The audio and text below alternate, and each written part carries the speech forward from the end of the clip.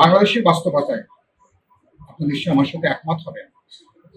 গত সংসদে যেখানে প্রায় 70% পার্লামেন্ট মেম্বাররা ছিল ব্যবসায়ী, বিত্তবানরা, ধনী এবং অনেকে কালো টাকার মালিক, এই ধারা যদি বন্ধ করা না যায় এবং নির্বাচনে কালো টাকা, অবৈধ অর্থ, বিত্তবানরা এবং নানা মাফিয়া গোষ্ঠী, নানা দলের ছদ্মাবরণে তারা যদি ঢুকে পড়ে এবং তারা যদি কোনো না কোনোভাবে যদি এভাবে একটা টাকার খেলা যদি নির্বাচনকে পর্যবেসিত করেন, তাহলে আশঙ্কা আছে আগামী জাতীয় সংসদও কিন্তু এক ধরনের বিত্তবান এবং টাকাওয়ালা এবং কালো টাকার মালিকদের কিন্তু ক্লাবে পর্যবেসিত হওয়া হবে।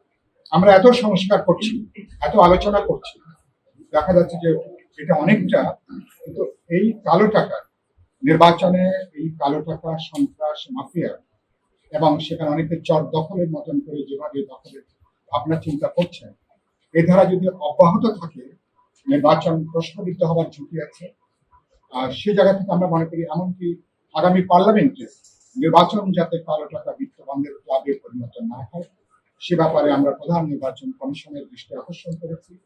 আমাদের গুরুত্বপূর্ণ কিছু সুপারিশ আমরা দিয়েছি, আপনাদেরকে আমাদের সুপারিশনামা আমরা আপনাদেরকে দেব।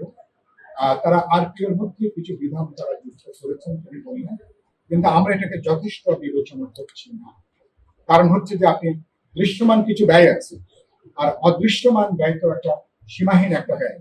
25 লাখ টাকা বা ধরুন 50 লাখ টাকা খরচ করবার কথা, অনেকে হয়তো খরচ করবেন, হয়তো 25 কোটি, 30 কোটি, 50 কোটি কেউ খরচ করবেন।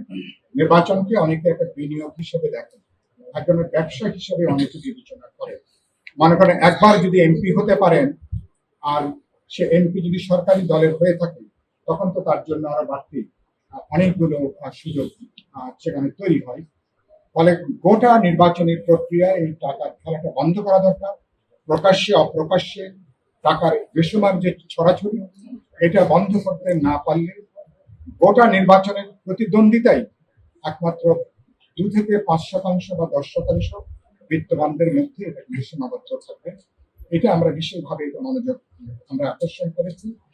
2 নম্বরে আমরা যে কথা বলেছি, নির্বাচন কমিশনের সক্ষমতা বৃদ্ধি করা দরকার। রিটার্নিং অফিসার, সহকারী রিটার্নিং অফিসার, আমরা বলেছি নির্বাচন কমিশনের দক্ষ যে জনগণ আছে সেখান থেকে এটা নিয়োগ দেওয়া যায় কিনা বিবেচনা করা।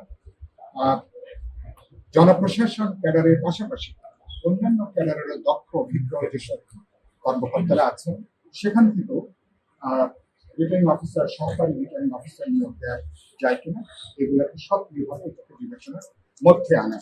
3 নম্বর আমরা যেটা বলেছি, আমরা দেখেছি যে পোলিং এজেন্ট সংগ্রহ করবার জন্য নানা ধরনের প্রতিষ্ঠান, নানা ব্যাংক, নানা জায়গায় নির্বাচন কমিশন ধর্ণা দেওয়া হচ্ছে। আমরা খুব পরিষ্কার করে বলতে চাই, এটা প্রিজাইডিং অফিসার বলি, সহকারী প্রিজাইডিং অফিসার বলি, অথবা বিপুল সংখ্যক যে পোলিং অফিসার, আর যেসব প্রতিষ্ঠানের ব্যাপারে কোনো বিতর্ক নেই, কোনো প্রশ্ন নেই, যারা নানাভাবে যাদের ব্যাপারে কোনো সমালোচনা নেই, তুলনামূলকভাবে যাদের একটা নিরপেক্ষতা আছে, পেশাদারিত্ব আছে, এরকম প্রতিষ্ঠান বা সংস্থাগুলোর কাছ থেকে আমরা মনে করি পোলিং অফিসার সেখানে নিয়োগ দেওয়া দরকার।